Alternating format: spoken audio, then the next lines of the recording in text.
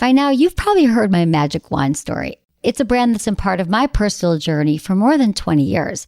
But no matter how many times I sing Magic Wand's praises, I'll never be able to fully capture the story of this incredible brand.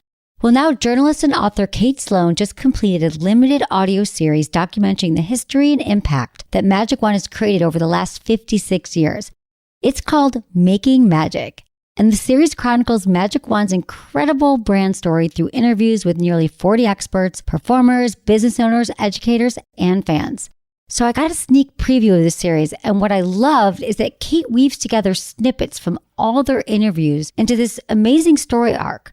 She covers Magic Wand's journey from appliance store massager to its legendary influence on culture and sexual independence, and it's all just fascinating. The first episodes of Making Magic are available now at makingmagicseries.com or on all popular podcast platforms. Just search for Making Magic or visit makingmagicseries.com today.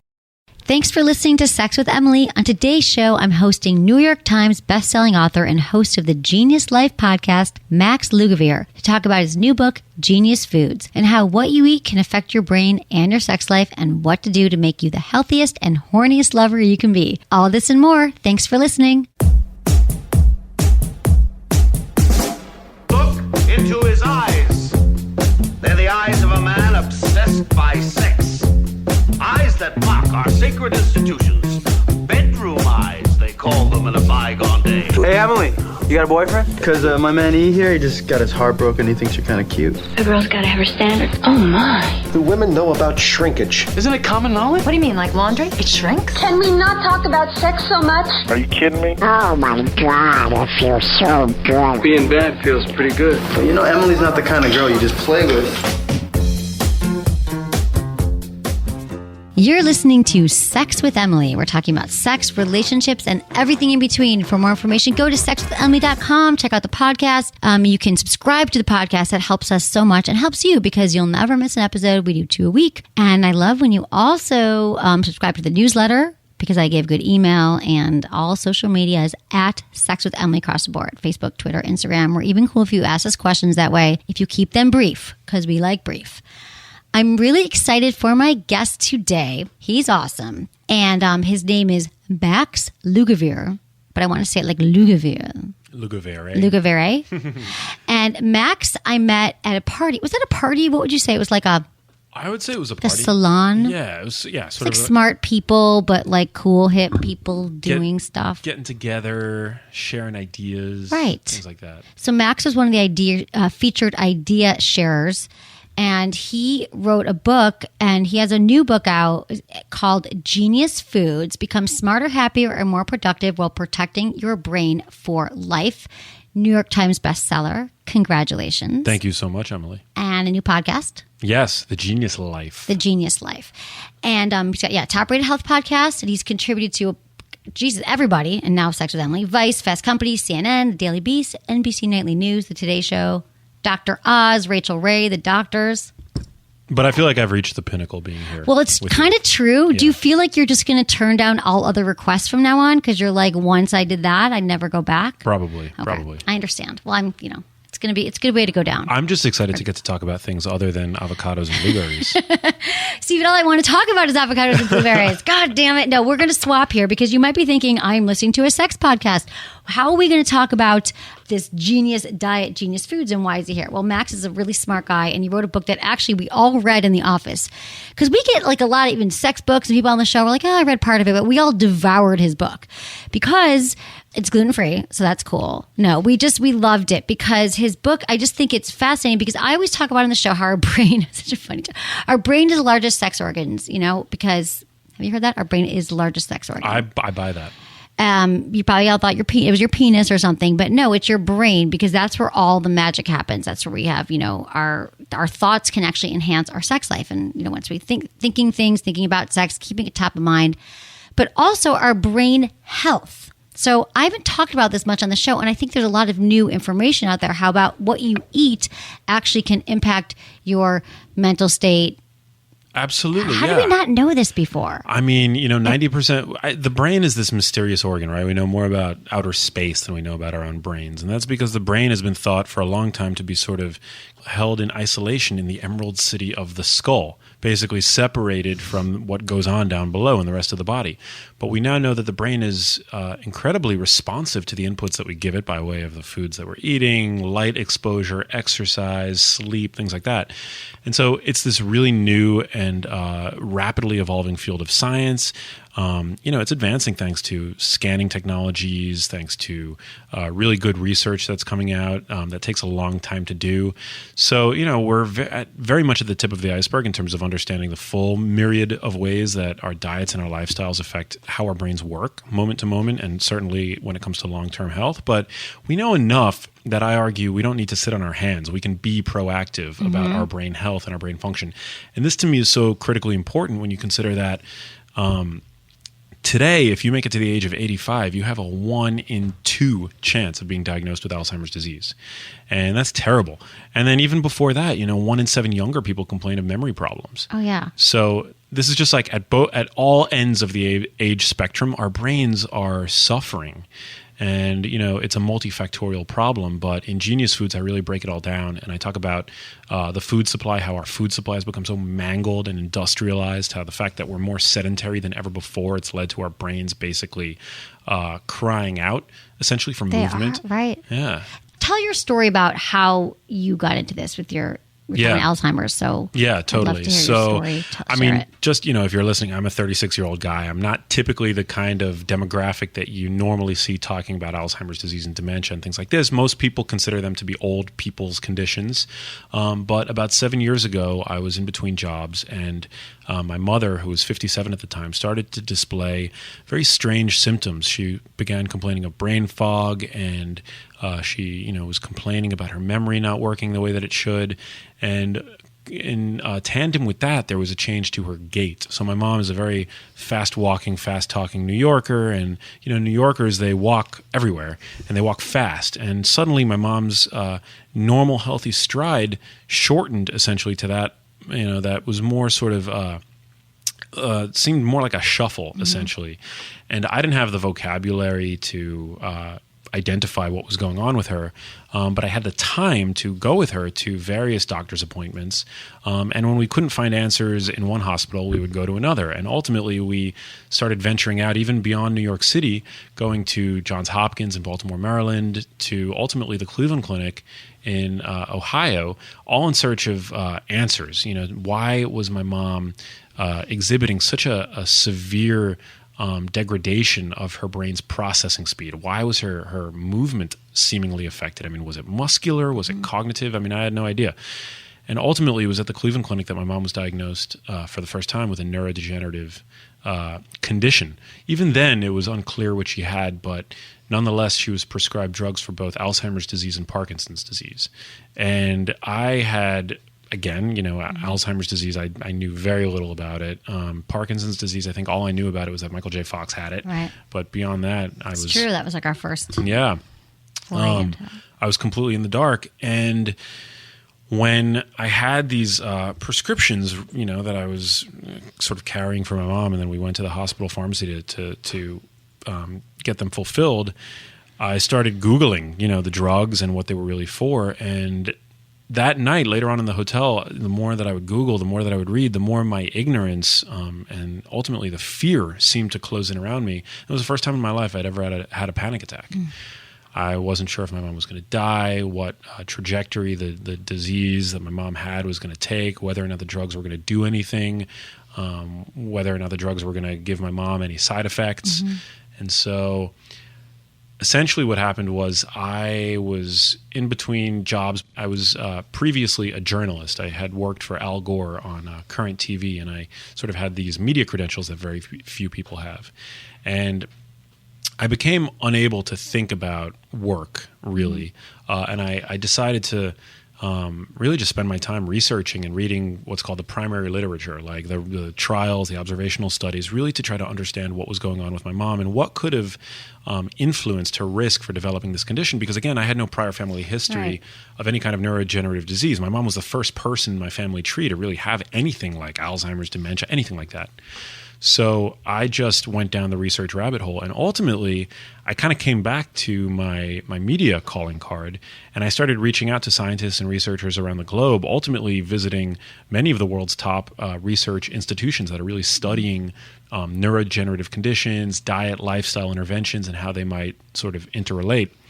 And I mean, what I learned over the course of my research, has really set the stage for writing Genius Foods, and really is what it motivates me every single day to continue to inform people, because there's so much misinformation out there. Well, that's what I think too. I mean, that's such a great story, because you got hinked. I mean, obviously it's your mom, so you're like LinkedIn, and you're like, how can I change this, and how can I help her? Which is like such a loving, beautiful, like impassioned story. And how is your mom doing now, by the way? Have we changed your diet? Has it been a... Yeah. I mean, I wish I could say that I've, reversed what she has, but I haven't. Nobody's ever recovered from Alzheimer's disease. Right.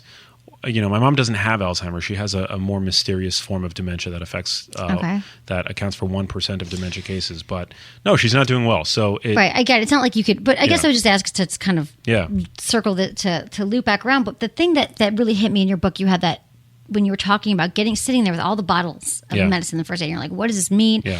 And I feel like we are all so over medicated that doctors, at least Western doctors, are so easy to prescribe us something for, everything we have, like anxiety, blood pressure, depression, just everyone's pretty much, even birth control pills I have a hard time with.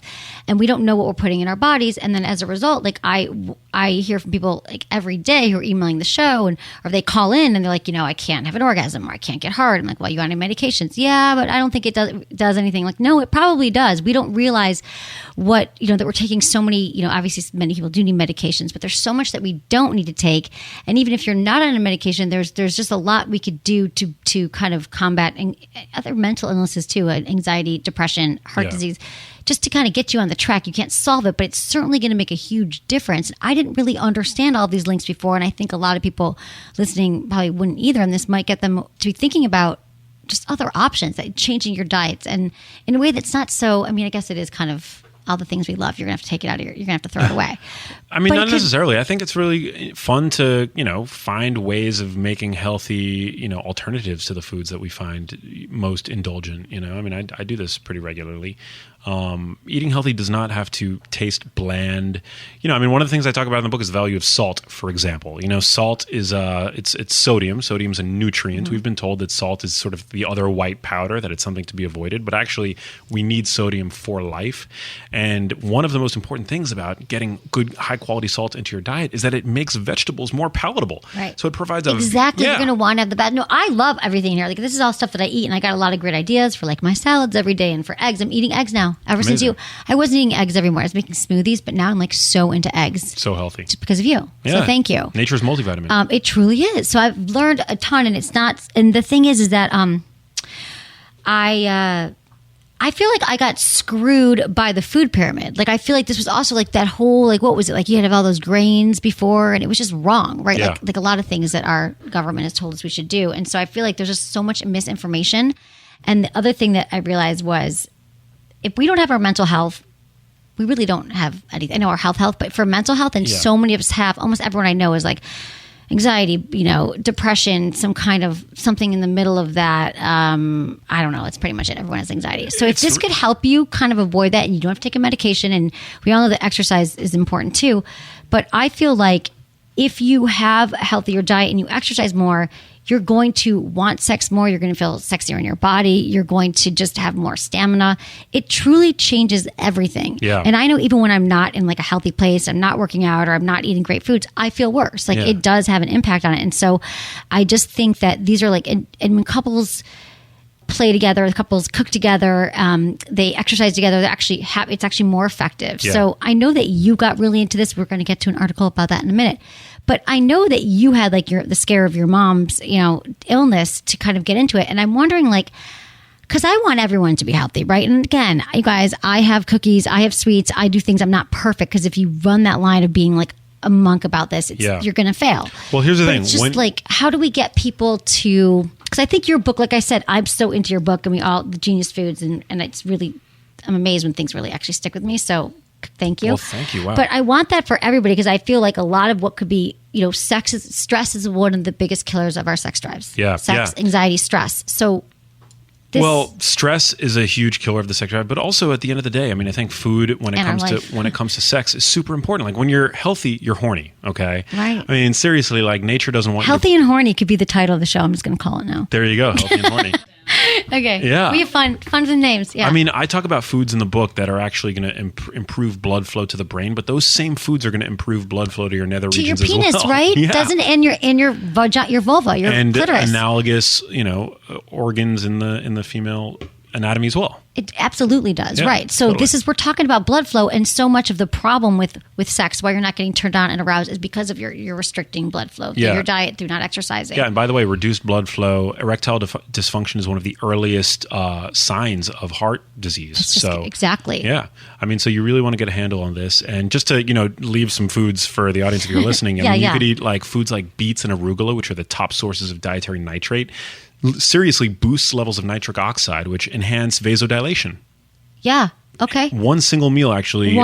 One high nitrate meal actually can improve blood flow to the brain, which is incredible. And also watermelon, and the brain up top and the brain down below as well. Have you noticed a difference? Since when did you start changing your diet? Around 7 years ago, or I've always been very health conscious, right. But I was health conscious in accordance with I was health conscious on the surface level. Like I did what they told me to do. Like I ate the food pyramid, recommended 6 to 11 servings of grains per day. Yeah. And it's no secret, I mean, I talk about this in the book, that my energy levels were like a roller coaster all throughout the day. I was starving in between meals. Every day I felt like I would need like a nap. And this is because, when we're eating foods that are very high in refined carbohydrates, which are what typify the standard American diet, it basically sends our blood sugar it's like a roller coaster essentially. And we have periods of being hyperglycemic, periods of being hypoglycemic, and it's just a really uncomfortable state to be in. So once I cleaned up my diet and I really started building my diet around foods that were high in nitrates, like beets, dark leafy greens, micronutrients like magnesium, folate, iodine, things like that, my energy levels subsided, and I just, I've never. You crave it, right? Like then you're like, why would you go back once you kind of make this? Because it's good nutrition. I mean, it's sort of like I guess like an evolutionary switch gets flipped where it's like your body knows what's good for you. There's this, wisdom of the body honed by millions of years of evolution. I think too frequently the signal gets lost in the noise of modern life and the cravings and the poor sleep and all that stuff. But if we just are able to better tap in, that's not something that a smartphone is going to be able to tell you. We literally just need to learn how to better tap into our bodies, right? And they'll tell us what we need. They do tell us what we need. You're so right. Yeah.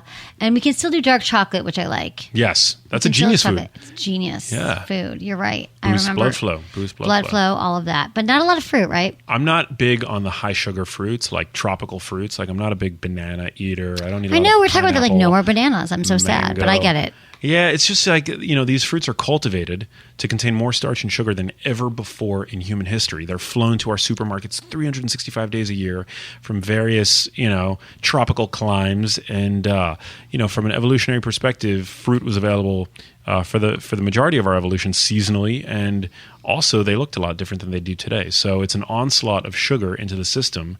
And it really disrupts what's called homeostasis. At any given moment, your entire blood volume has about 1 teaspoon of sugar in circulation. The minute you drink a glass of orange juice or eat a banana, you're basically putting 3 to 4 to 5 to 6 teaspoons of sugar straight into that system, and your body's got to play cleanup. There's essentially garbage men in the system. It's true. Yeah, that have to come out and get rid of that sugar, because otherwise sugar is toxic. It damages proteins that it comes into contact with, and it's just not a good roller coaster to be on. So I think it's a better idea to build your diet around low sugar fruits, avocado, blueberries, strawberries, bell peppers, tomatoes, things like that. That's an easy way to start. So let's read this article here, because I think this is going to help with a few things for people going, well, what do we do? How do I change it? So there was a study that came out. Couples who eat healthy together stay together. I like that. I know. If you've ever tried to make changes to your diet, you know how much more difficult it is when your partner isn't on board. To find out how dating affects dieting and vice versa, they surveyed people about their diets, about which diets led to the most relationship strain and how many followed in their significant other's dieting footsteps. Overall, couples who didn't diet together were found to be less satisfied in their relationship than those who did. 95% of respondents who are conscious of their diet are also in a relationship with someone in the same boat, and 60% of those who currently diet change their eating habits to match their partners. And so it showed that they had more relationship satisfaction based on the diet type. So tell me what you think of this. Couples who ranked highest include vegetarians and those who followed a Mediterranean diet. I like that. Really? Perhaps the fact that both diets emphasize fruits, veggies, and unprocessed grains contribute to better overall mood between partners. Additionally, couples who weren't dieting showed to be happier than those who didn't share the same dieting goals, because they don't know what their ignorance is bliss for those who aren't dieting. And it's not even dieting. We're talking about, I hate the word diet. I use diet early. It's like changing your lifestyle. Changing your Diet lifestyle. is such a negative connotation. But it doesn't surprise me at all that couples that eat healthier. Tell me what, yeah. Yeah. So, I mean, like, we can look at cognitive domains like executive function, which include impulse control, the ability to delay gratification, and even altruism. These are all aspects of what are called executive function. And executive function is something that is fairly mediated to a significant degree by the kinds of foods that we're eating. So I talk about this in the book. Like, executive function is so intrinsically related to our success as people in so many aspects of our life. And when we're consuming more omega-3s, like from wild salmon, fatty fish, grass-fed beef, pasture-raised or omega-3 enriched eggs, we're getting more omega-3s. On the other hand, when we consume more omega-6 containing foods and throw that balance out of whack, and omega-6s come from grain and seed oils that are the modern diet is currently saturated in. Right. Corn oil, canola oil, soybean oil. It basically affects our executive function in a negative way. And, when you're in a relationship, you want to be altruistic. You want to be selfless and compromise and be able to delay gratification and control your impulses, right?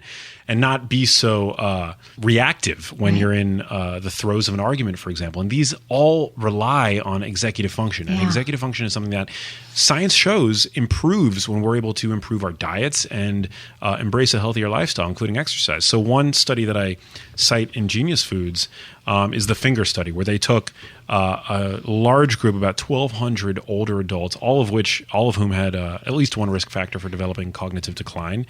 And by adhering to a healthier diet and exercising more and engaging socially, they were able to achieve an 83% improvement in their executive function. Wow. Yeah. So That's what I'm executively challenged functions. I am.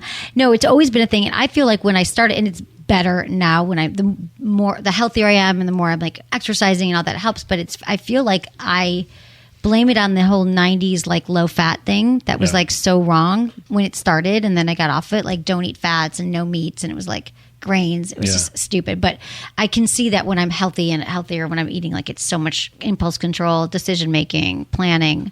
I think packing for a vacation. You got to embrace fat. And when I say fat, I don't mean all fats. I think extra virgin olive oil is the chief fat that I recommend really going to town with, using it as a sauce. You could even cook with it at low to medium heats. It's like the sexiest oil that's out there. It's anti-inflammatory. It's really good for your blood vessels. Going back to that blood flow, you need that blood flow. This is the thing. I just want people to be inspired, because if they don't know where to start with current diets today or how to make a difference, like an easy little tweak you could do, like just the recipes in here, couples can do it together. And I would say, like, if your relationship's gotten to a place where you guys are challenged or you're bored or you're just too many Netflix in a row, I think cooking together and changing your lifestyle together is a great way to enhance intimacy, to kind of track it together. It's just more fun to have a partner. You want to be in the kind of relationship where you can eat kimchi together. Yes. You ever eat kimchi? It's love kimchi. So garlicky. It's going to ruin your breath.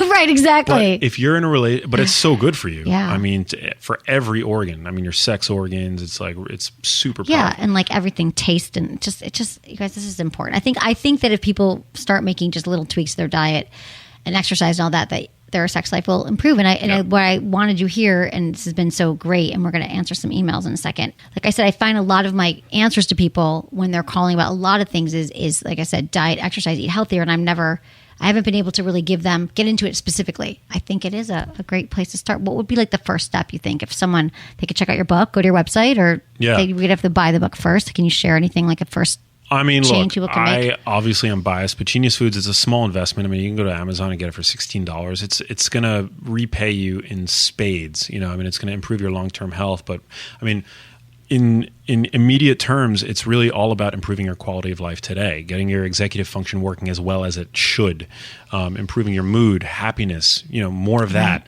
less anxiety, less depression. It's really the only book that brings two worlds together under one roof: dementia prevention and what's called nutritional psychiatry. So how nutrition can actually improve your mood, the way that your brain works, attention, things like this. Anything that falls under the domain of psychiatry, research is now beginning to show that nutrition has an impact. And that's the thing. They're just beginning to show this, which is like, I always thought it was amazing that it wasn't even mentioned before. It was like, take a pill, it's separate, like you said, it's like a separate silo, but really it makes so much sense. And it's just now. Yeah. Well, nutrition's hard to study. It's really difficult to study. It's also really hard to fund. And so, there are reasons for the fact that it's. And there's certain industries who would like not to see, wouldn't like to see these studies, right? Exactly. Like antidepressants are, 1 in 10 adults is on some kind of antidepressant drug. And women, 1 in 4 women in their 40s and 50s are on antidepressant drugs. But is that probably because it's hormones? I think it's probably hormonal challenges more than going. That's the thing. Doctors are so quick to prescribe an antidepressant, and they can't get off of them. I'm not against all drugs, but these antidepressant drugs become more efficacious the more severe the depression is. So somebody with like severe depression is probably, according to the latest research, benefiting from those drugs. But we all know that they're overprescribed, and people with mild to moderate depression are on them. And in some of those cases, it's probable that those drugs are not going to be any more effective than placebo. Yeah. And in fact, the latest research suggests that physical exercise, resistance training are just as, if not more effective, and with no negative side effects. Right, exactly. That's what I love about this too. Nutritional psychiatry. Yeah, I word love up. it. Okay, Max, thank you for being here. This is awesome and inspiring. So you guys, you can find Max at Max, Lugavere, Lugavere. Yeah. And it's also at Max Lugavere, Facebook, all of that, Twitter. This will all be on our show notes. Instagram. Oh, yeah. Instagram, Twitter, all those things. I love your Instagram. Thanks I so much. save them in my Instagrams. Oh, that's I awesome. save them to look at like what I could eat and what I can't. I'm really into it. I'm Thank excited. you. We're going to give a shout out to our sponsors, and we'll be right back to answer emails.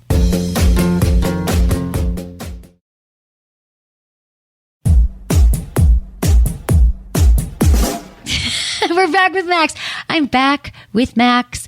And Max, we're going to help the people here. I love when they email me, they ask questions. I'm all about And I it. think you're going to have some great insights. Let's help the I people. just know it. I feel it. Okay, I love answering your questions. It's why I exist on the planet. You can text Ask Emily to all one word to 797979 and fill out the short form. Or go to sexwithemily.com, click on the Ask Emily page. Always include your name, your age, where you live, and how you listen to the show. All right. This is from Julie, 25, in Canada. Hi, Emily. I've been listening to your podcast for about 3 weeks now, and I'm absolutely loving it. My boyfriend and I have been together for almost 6 years. We have a 4-year-old, and our sex life has completely disappeared. We have sex maybe 1 or 2 times a month, and it's killing me. I don't know what to do to relight the spark we once had. He seems to have no interest in it at all because we both gained a little weight, 20 to 30 pounds, since we've been together. I don't know what to do. Any advice would be greatly appreciated. Love that Max is here because she can help. But Julie, first, let me just say that I love that you emailed this question because I think a lot of people could relate to the fact that when you gain a few pounds and you're both you have a new baby, a 4-year-old, not that new, but you still have a baby, it changes your life. And especially having new weight, having gained weight, it impacts everything. Like your mood goes down, wanting to connect, you don't feel sexy in your body. So yeah, it's a huge impact on your relationship. So I want to jumpstart this and I want to get you guys on a track together. They're a couple, they both want to lose the weight. I think working out together is super helpful. Like it's summer, go on walks, eating healthier together. People who eat healthier have stronger relationships. So get to the gym, do some weightlifting, resistance training. It's going to boost your mood. It's going to make you look better naked. It's going to, yeah. What's your favorite sexy recipe that couples could cook together? You have some good ones in here. What would be fun? If you were with someone, what do you love? I think it's pretty well known that I'm an omnivore. So I consider, meat to be kind of like a sexy. Can we talk about this for a second? The fact that all this stuff we've been told about meat is that meat is, and I know there's still like bad meats. They're not grass fed. It's a huge umbrella term, the word meat. There's at one end of the spectrum really unhealthy meat, at the other end of the spectrum really healthy meat. Grass fed, organic, red meat I think is super, super healthy. What if it's not grass fed? Is it better to eat? Do you ever think this? Would you rather? Yeah. Like, would you rather eat, or was it better to eat like non-grass fed meat than say like a bowl of rice. Or a bowl of rice and grass-fed meat, obviously, than a bowl of rice. But you know what I'm saying? Like, how do you decide? Yeah. Is it better to eat? Like, is it more detrimental? That's the wrong way to put it. I wouldn't. The only instances where I would eat grain-fed beef is if I'm like with, friends and I'm at like a really top tier steak restaurant or something like that, where I just know it's not going to be grass-fed. But generally speaking, it's better to not eat it if it's grass-fed, because I think that's where like ethics, I think, partly come into play, in the fact that you really have the power to vote with your wallet. And I don't like to support the factory farming system. I think it's a deplorable, they treat animals terribly. Yeah. And I do care very much about animal welfare. I also care about my own welfare. And so when it comes to meat, I would say quality is king. You really want to go for grass-fed. It's rich in micronutrients that make you feel good, like zinc, for example, which can boost testosterone, iodine, fat-soluble antioxidants that are going to protect your blood vessels.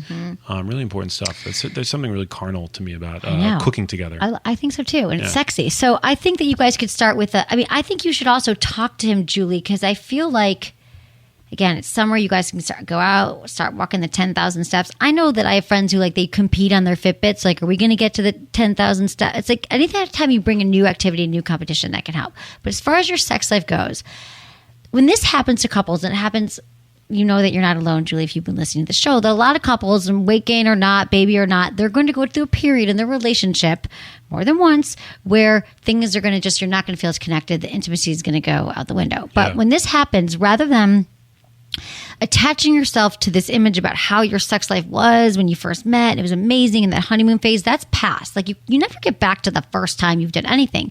But what you have now is like a solid, your parents together, you've been together 6 years. I want you to work on discovering a new part of your intimacy and your sex life. And maybe you guys take sex off the table.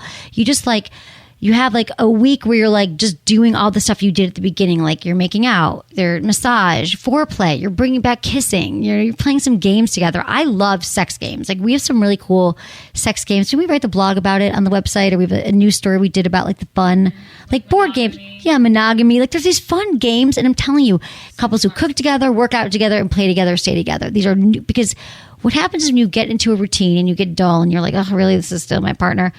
You do one thing that's different. It can be just one thing, like tonight, let's play this game. And not only are they fun games, but you learn something new, what you both want in bed. So just kind of to take the pressure off that it has to go back to some way, let's put that in the past and rediscover each other's bodies again. And I love a little massage, without the goal of orgasm. Does that sound fun? Yeah. Sounds amazing. Okay. So we've got, this is from, thank you, Julie. Let us know how it goes. And Max too. I'll let you know. Okay. This is from Carly, 26, New York.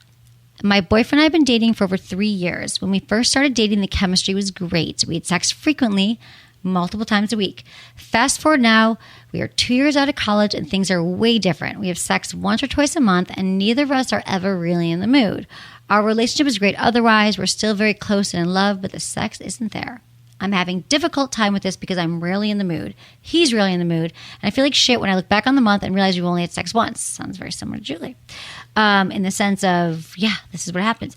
I've discussed it with him and he says he still loves me, blames age, work, being tired, blah, blah, blah. I feel stuck. Please help. I feel so stuck and helpless in my relationship. A bust. Is it me? Thanks in advance. Oh man, they're so young. Well, this is the thing. 2 years out of college. Wow. I hear this all the time. It doesn't matter. You could be together. You could be 18, be together for 2 years.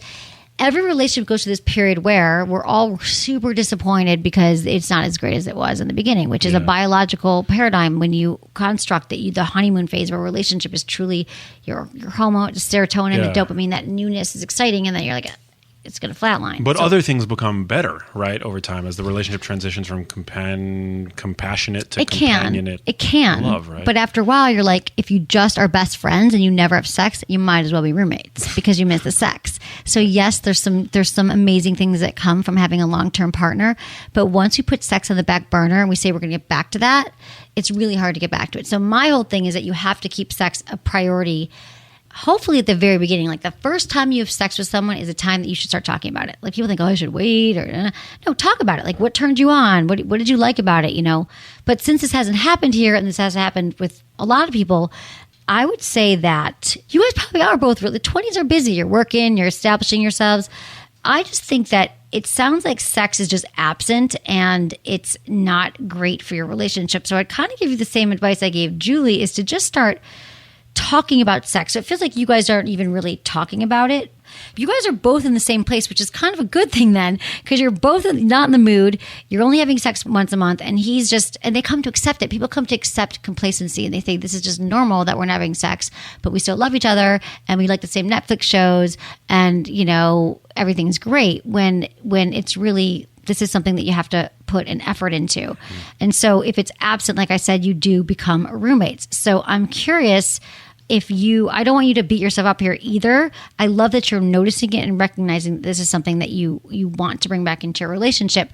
So I would actually, the same advice I gave Julie, to kind of take it off the table and just say, how can we reconnect? Because what happens is, when we put all the pressure on ourselves, sex should be great or how it was, we forget like what it was like just to make out and to touch again, and how it was at the beginning. So if you can kind of do some of the things that you liked doing at the beginning, or try something, go on a vacation. Vacation sex is amazing. It's like my two favorite words: getting out of your rut, out of your same routine, and trying something new. Yes. Right? Yeah. Because it's different. Sex. You're not staring at the ceiling in your same place and thinking about the laundry. And I also think that just talking about it. So it sounds like he's not even willing to talk about it, but there's got to be a different way to link him into this. So I don't know if you guys, another big, one of my favorite things is mutual masturbation. So hopefully you're still masturbating. So I think when you're in a relationship, it's a time to even step up your masturbation, because a lot of people think, well, we shouldn't masturbate or it's cheating. There's people who believe this, but when it actually helps you stay connected to yourself, self-love, all that stuff. But whether you are or whether you aren't masturbating, do it together. Like, mutual masturbation is a really hot way. It's a twofer. So you get to kind of learn like what turns each other on, because you might not even know. Like, you might, if you've never seen him masturbate and he hasn't seen you, you might be like, oh, I didn't know he grabbed his balls, and I didn't know that she put 2 fingers inside of her. So you're learning, but it's also really hot. So just like little, talking dirty, doing the bucket list where you each exchange 3 things that you want to try. It's like, try one of those, check one each off for a week. So it's like, it's a scheduled thing that you can do, and you're not like lost in this, like, who makes the first move? I don't want to, but like Saturday night, I'm a huge fan of scheduling sex too. Like, Saturday night's our night, and we're going to try that one thing. You're going to tie me up. We're going to use a toy, and it'll be something different. So that's what I recommend to you, Carly. All is not lost. Just start talking about it and start masturbating. Bring sex back to you. The more you masturbate, the more you want to. The more you have sex, the more you want to. It's like the gym. Here, right? This is from Scott, 37, in Texas. Hey, Emily, I've been married for 3 years, and I have trouble getting out of my own head during sex. As a guy, I worry about being in the moment and not staying focused. I've always been able to get an erection and climax, but as I've gotten older, I feel I'm getting weaker. I don't want to have peaked sexually already. My wife and I are also at a point where we know the routine that works in the bedroom and don't really stray too far away from that. I've talked to my wife about this. We don't know how to mix it up, even though we're open to it. There are lots of books and interviews about how women can open up sexually. Do you have any recommendations for men sexually? I want to be able to enjoy sex with my wife and not let stress take it over. What advice do you have? Okay, Scott, that's a great question. For men sexually, it's pretty much the same advice that I would give women, and that is, since you're in a relationship, I think you guys, it's best you could do this together. Like I always say, communication is lubrication. And the more you guys start talking about the sex life that you are or aren't having, the better sex you're going to have. I mean, what would you say? I love that communication is lubrication. What would you say to people that feel kind of like awkward talking about sex? Maybe they didn't grow up in a household. Well, most people, so this is like my purpose on the planet, because most people do not feel comfortable talking about sex. And so I give a lot of tools on the show about how to even just bring it up. And that's like a huge, I feel like, yeah, because we have shame, we have trauma, we're going to be judged. Our partner's not going to like us if we ask to watch porn, or we ask for this crazy thing. And what if I'm a slut? And there's so many messages in our head. We're just like, I'm not going to talk about it. I'm just going to silently suffer through really bad sex. So that is a great question. And I think that the best thing to do is just to say outside the bedroom. So I'll give you my talk is like not to talk about sex in the bedroom, like the worst time. Because if you're in the bedroom, you're already like, you're connected, and you have this, like, you're in another state, your body's like, you're connected, the hormones and the serotonin, all those feel good hormones. And then if you like roll over and you have an orgasm, you're like, oh, that was amazing. And you're like, that sucked. Let me tell you why. Then you're like linking that to the sex, and it's bad. So it's like when you're relaxed Maybe it's Sunday morning, having breakfast, or you're like on a hike or a road trip when it's calm and you're in a good space. And you really just like, hey, babe, like I love you. I love our sex life. I love being connected to you. And it's so important. I think that we need to start talking about it. And this is hard for me too. I know we've never talked about it. I'm not sure what to do, but I know that it's so important that we continue to stay connected. And you can even tell them how awkward and uncomfortable it is. And I'd like to prioritize our relationship, and some things I've heard on Sex with Emily is that we should just start talking about it. So you could start with, let's each name the hottest time we had sex, like that we remember. Like, what was the best night ever that we've had sex? Like, oh, that time we were on the beach and we were drinking pina coladas. It's like, and the waiter almost walked into our room. You're like, oh, or like walked up by and it was hot. Oh, so maybe like a voyeur thing. It just gets a little nuggets of information so you can start to get like what turned you on and what gets you going. It's like a springboard. It is a springboard. Like doing the bucket list, doing, again, like masturbating, just really just the one. And here's the cool thing about it is that once you start talking about sex and you start developing this language together, it actually becomes really exciting and hot. And it's like something you're both working on together, because you're like, hopefully you're with someone who loves you and trusts you and is open to it, and might take a little bit to get there. But once you realize like, wow, we both your partner wants to turn you on. Like you both want to feel great, but we get into this place where we just don't know how to get our own way. So that's how you talk about it best, just to kind of start, like ripping the Band-Aid off and using a lot of I words and not blaming words. And another great way is the compliment sandwich, when you're like, if there's something specific, like why isn't there enough foreplay or something, you'd be like, babe, I love the sex that we've been having. I just keep thinking about how hot it was when we were making out a few weeks ago. And I think it would be so great if when you came home, instead of like, rushing through sex, we were like, make out, you start kissing my neck more, because that really, really turns me on. So I'm wondering if that's, and I would love to do that together, that we had more make out, right? Wow. So the other thing that I'm going to say here to Scott is that he's talking about, 37, he's older, but you shouldn't, I don't think that it's that you have to live with, first of all, your sex life has not peaked. Okay. You're 37 years old. You're tired. I'm not sure about your routine. It could be diet. It could be exercise. It could be a huge reason why you're having some challenges. But one of the best ways to stay anchored during sex is to be mindful. So what do I mean by that? The easiest way I can explain it is if you find your mind wandering, which that is probably one of the top questions I get asked, is like, I'm worrying about my size. I'm worried that I'm not hot enough. I'm worried he's going to notice I gained 5 pounds and she's thinking my dick is too small. In the moment, you're like, the best thing to do is to focus, is to breathe. First of all, breath is the most important thing. So you literally are breathing down. You're not those shallow breaths, but like down into your pelvic floor, down into your like deep, your organs, down into your nether regions. Okay. But while you're breathing, you want to focus on all the senses. So it helps to light a candle. So you can think, oh God, that's that vanilla candle I love. To listen to music, so you're anchored into the sounds, or maybe it's the sound of your partner's breath. You are looking into each other's eyes. Eye contact is an amazing way to just kind of connect yourselves into the moment. And you can't, when you're really looking into your partner's eyes, and you guys don't, I know it seems weird and creepy, but even if you do it for a few minutes, it will anchor you in a different place. Touch. What does it feel like to have your partner's skin underneath your fingers, or how does it feel when they're inside you in that moment? So the second you kind of remember to loop back to everything that's happening in the room, you can't help but be present and be mindful in the moment, and your brain can't be thinking about, the laundry when you anchor in that way. So that's my tip for you there, Scott. Anything else, Max? I mean, I love your advice earlier about taking a vacation. It made me think of one of my favorite authors, Alain de Botton, who wrote a wonderful book called On Love and the Art of Travel. And he basically argues that, when we are spending too much time in our domicile, like our homes, around furniture that we always see, it's almost like the furniture can't change, so it sort of convinces us that we can't change. So true. Whereas when you go and you travel and you visit a novel land, stay in a hotel that you've never been in before, it's all new. So it actually allows you to be a different person. Right. You can almost kind of role play, not in the extreme sense, like you're going to wear a costume, but But you could. But you could be a different person. And it allows you to sort of see things, I think, from a different angle. One of the things that he says, and that I agree with, is that, travel is great because you get to see new lands and experience new sights, but it also allows you to see new parts of yourself. Yes. And if you're traveling with a significant other, you also get to see new parts of them as well. Right. And you might get really turned on by the part of them that you see for the first time. Exactly. It's so true. It snaps you back into that. when you haven't taken time off and taken time away, it really just, it's instantaneous. Even if you can go to a hotel room for the night or get a babysitter to come in and like have your parents come watch the kids. It's like, I always tell like, parents especially, or any couple who's been together, if you haven't taken that time, like, I don't want to hear excuses of money. You could go camping, like it just changing and getting out of your own way. Yeah. And you'll rediscover each other and yourselves. It untethers you from routine thoughts.